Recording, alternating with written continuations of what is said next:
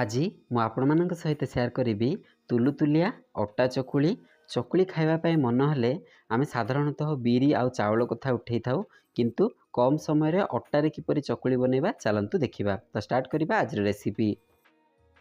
Cook with Rajiv ଚ୍ୟାନେଲରେ ଆପଣ ସମସ୍ତଙ୍କୁ ଅନେକ ଅନେକ ସ୍ୱାଗତ। ଆଶା କରୁଛି ସ୍କିପ୍ ନ କରିକି ଭିଡ଼ିଓଟିକୁ ଶେଷ ପର୍ଯ୍ୟନ୍ତ ଦେଖିବେ।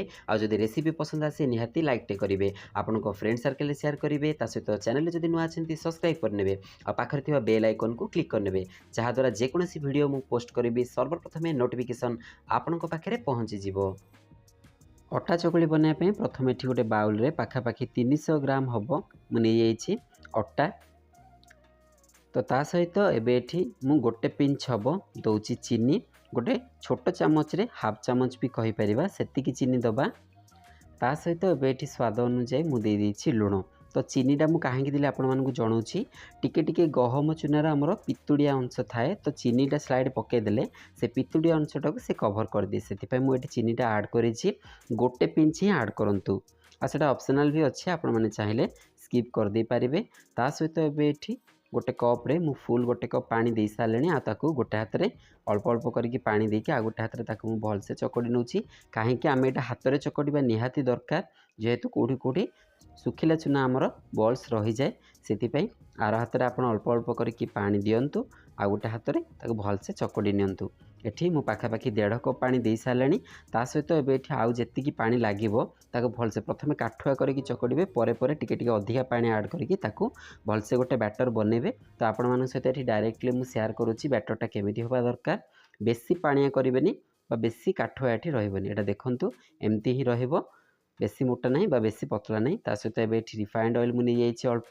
ତା ସହିତ ଏବେ ଏଠି ଗୋଟେ ବାଇଗଣର ଡେମ୍ଫି ମୁଁ କାଟିକି ନେଇଯାଇଛି, ଏଇଟା ଦେବା ପାଇଁ।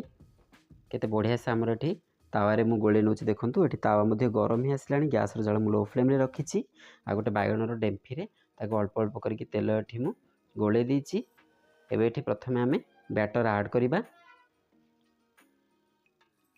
ପ୍ରଥମେ ଏଠି ମୁଁ ଗୋଟେ ବେଲା ସାହାଯ୍ୟରେ ପ୍ରଥମେ ଗୋଟେ ବେଲା ହିଁ ବ୍ୟାଟର ନେଉଛି, ତ ସେଥିରେ ଆମର ଯେତିକି କ୍ୱାଣ୍ଟିଟିର ପିଠା ହେବ ସେଇଟା ଆମେ ବନେଇବା। ଗୋଟେ ବେଲାରୁ ଅଧିକା ଦେଲେ ପିଠାଟା ପୁରା ମୋଟା ମୋଟା ହେବ, ତ ଖାଇବା ପାଇଁ ବି ଭଲ ଲାଗିବନି, ସେଥିପାଇଁ ଯେତେ ପତଳା ଆମେ ହେବ ସେତେ ବନେଇବା। ତ ବ୍ୟାଟର ତ ଆପଣମାନେ ଦେଖିଲେ, ସେଇ ହିସାବରେ ଏଠି ମୁଁ ଗୋଟେ ବେଲା ରଖିଛି ତାର କ୍ୱାଣ୍ଟିଟି, ବ୍ୟାଟରର କ୍ୱାଣ୍ଟିଟି। ତ ସେଇ ହିସାବରେ ତାୱାରେ ଦେଇକି ତାକୁ ଚାରିପଟକୁ ଏମିତି ବୁଲେଇ ଦିଅନ୍ତୁ। କେତେ ଗୋଲ ସେ ପୁରା ପିଠା ହେଇଗଲା ଦେଖନ୍ତୁ, ଆଉ କେତେ ପତଳା ଆମର ବନିଛି। ନିହାତି ରୂପରେ ଆପଣ ସେଇଟା ଦେଖିକି ଜାଣିପାରୁଥିବେ। ତ ତା ସହିତ ଏବେ ଏଠି ମୁଁ ଘୋଡ଼ାଇବା ପାଇଁ ଗୋଟେ ଢାଙ୍କୁଣୀ ନେଇଛି, ତ ତାକୁ ଘୋଡ଼େଇ ଦେଲେ ସେଇଟା ଜଲ୍ଦି ଜଲ୍ଦି ଆମର ପିଠାଟା ହେଇଯିବ। ଗ୍ୟାସ୍ର ଜାଳ ଏଠି ମୁଁ ଲୋ ଟୁ ମିଡ଼ିୟମ୍ ଫ୍ଲେମ୍ ହିଁ ରଖିଛି, ଆଉ ମନେ ରଖନ୍ତୁ ତାକୁ ହାଇ ଫ୍ଲେମ୍ କରିବେନି, ନହେଲେ ଗୋଟେ ସାଇଡ଼୍ ପୁରା ପୋଡ଼ିଯିବ। ତ ଏଠି ମିଡ଼ିୟମ୍ ଫ୍ଲେମ୍ରେ ରଖିକି 2 ମିନିଟ୍ ପରେ ମୁଁ ଢାଙ୍କୁଣୀ ଖୋଲିକି ଦେଖୁଛି, ଆମର ଉପରର ଯେଉଁଟା ପିଠଉ ଭଲସେ ପୁରା ସିଝି ଯାଇଛି।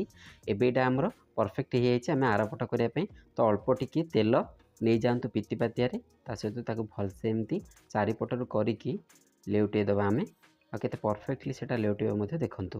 ଆଉ ଦେଖିକି ମଧ୍ୟ ଏଇଟା ଜାଣିପାରୁଥିବେ ଥିକନେସ୍ଟା କେତେ ପତଳା ହେଇଛି ଆମର ପିଠା, ପୁରା ପତଳା ବନିଛି ଏଠି ଆମର ଅଟା ପିଠା। ତ ଏଠି ତାକୁ ଆରପଟ କରିନେଇଛି, ଗ୍ୟାସ୍ର ଜାଳ ସେମ୍ ଲୋ ଟୁ ମିଡ଼ିୟମ୍ ଫ୍ଲେମ୍ ହିଁ ରଖନ୍ତୁ, ଆଉ ତାକୁ ଆମେ ଭଲସେ ହେବା ପାଇଁ ଦେବା। ଏତିକିରେ ବି ଆମେ ବାହାର କରିଦେଇଥାନ୍ତେ, ଆପଣମାନେ ଚାହିଁଲେ ଏତିକିରେ ବାହାର କରିଦେଇପାରିବେ, କିନ୍ତୁ ମୁଁ ପିଠାଟା ଟିକେ କୁଡ଼ୁମୁଡ଼ିଆ ବନେଇବି, ମାନେ ଦୁଇ ପଟ ଓଲଟେଇ ତାକୁ ଭଲସେ ଆଉ ଟିକେ ଖଡ଼ିଆ କରିକି ମୁଁ ପିଠାଟା ବନେଇବି, ଯାହାଦ୍ୱାରା ପାଟିକୁ ମଧ୍ୟ ଟିକେ କୁଡ଼ୁମୁଡ଼ିଆ ଲାଗିବ। ଆଉ ଭଲସେ ମଧ୍ୟ ଅଟା ଚକୁଳିଟା ଯେହେତୁ ତାକୁ ଟିକେ ଆମେ ଖଡ଼ିଆ କରିକି ହିଁ ବନେଇଲେ ବହୁତ ବଢ଼ିଆ ହୁଏ। ତ ଏଠି ଦେଖନ୍ତୁ ଆଉ 2ରୁ 3 ମିନିଟ୍ ତାକୁ ଆରପଟ ଏମିତି ଓଲଟେଇକି ମୁଁ ବନେଇ ନେଇଛି, କେତେ ବଢ଼ିଆ ସେ ଆଉ ତୁଲୁତୁଲିଆ ଆମର ଅଟା ପିଠା ଏଠି ବନିଯାଇଛି। ପ୍ରଥମଟି ଏଠି ରେଡ଼ି ହେଇଯାଇଛି। ଏବେ ମୁଁ ଦ୍ୱିତୀୟ ଷ୍ଟେପ୍ ବର୍ତ୍ତମାନ ବନାଉଛି ସେମ୍ ବାଇଗଣର ଡେମ୍ଫିରେ। ଅଳ୍ପ ମୁଁ ତେଲ ମାରିଦେଉଛି ତାୱାରେ, ଆଉ ଗ୍ୟାସ୍ର ଜାଳ ଏବେ ପୁରା ମୁଁ ଲୋ ଫ୍ଲେମ୍କୁ ଆଣିଦେଇଛି ଯେତେବେଳେ ତେଲ ମାରୁଛି ତାୱାରେ। ତ ବର୍ତ୍ତମାନ ଆମେ ଏଠି ଆଉ ଥରେ ଆଣ ଦେଇସାରିଲା ପରେ ଗ୍ୟାସ୍ର ଜାଳ ଲୋ ଟୁ ମିଡ଼ିୟମ୍ ଫ୍ଲେମ୍କୁ ଆଣିବା। ଏଠି ଏବେ ପୁଣି ଗୋଟେ ବେଲା ଆଣ ମୁଁ ନେଇକି ତାକୁ ପୁଣି ରାଉଣ୍ଡ ସେପ୍ କରିକି ଦେଉଛି, ମାନେ ଯେତେ ପତଳା ହେଇପାରିବ ସେତେ ଆପଣ ସେଇଟା ବୁଲାନ୍ତୁ, ଭଲସେ ସେଇଟା ମଧ୍ୟ ବୁଲିଯିବ, ଯେହେତୁ ଆମର ବ୍ୟାଟରଟା ବେଶୀ ମୋଟା କିମ୍ବା ବେଶୀ ପତଳା ହେଇନି। ବାସ୍ ଏବେ ଏଠି ଦ୍ୱିତୀୟ ପିଠାଟି ମଧ୍ୟ ମୁଁ ପକାଇ ନେଇଛି, ତାକୁ ସେମ୍ ଢାଙ୍କୁଣୀ ଦେଇକି ଆଉ 2 ମିନିଟ୍ ପାଇଁ ଛାଡ଼ିଦେବା। ଗ୍ୟାସ୍ର ଜାଳ ଏଠି ଲୋ ଟୁ ମିଡ଼ିୟମ୍ ଫ୍ଲେମ୍କୁ ଆଣିଦେବା।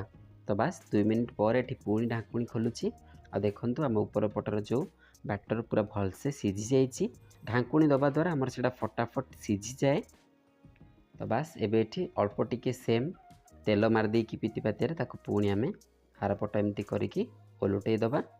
और देखो केते बढ़िया से केते पतला होता निहाती आपण मैंने देखिकी ही जानीपारे। बास एठी आउ 2-3 मिनिट मु आरपट एमती करके लेउटेकी टिके खड़िया कला पर्यंत पिठाटा बनैबी। आउ केते परफेक्ट बनी सेटा निहाती देखिकी आपण मैंने जानीपारे। पुणी ताकू एबे आरपट कर नहीं जेहेतु आमर यहाँ आउ टिके खड़िया हेबो। आउ 2 मिनिट खंडे मु गैस जाल लो टू मीडियम फ्लेम रे रखिकी ताकू बनैबी। बास एमती करके बड़का पिठा मध्य बनै नउछि। आ एठी देखंतु आउ किछि पिठा मध्य मु बनै नेछि। आ एते पतला हेछि आपण देखिले भी जानि पारिबेनी एठी 3टी पिठा अछि बोलिकी। तो देखंतु पूरा स्पंजी हेछि। दूररु देखिले एमिति भी लागुछि जेमति एठी परोटा ही थुआ हेछि, किंतु एटा होछि हमर अटा चकुली। तो मो मेथड रे एमती पतला वाला अटा चकुली बनेकी खांतु। केमिति लागिला निश्चित रूप रे मो सहित शेयर करंतु कमेंट माध्यम रे। आज पय रहूछि पुनी देखा हबा गोटे न्यू रेसिपी सहित। नमस्कार।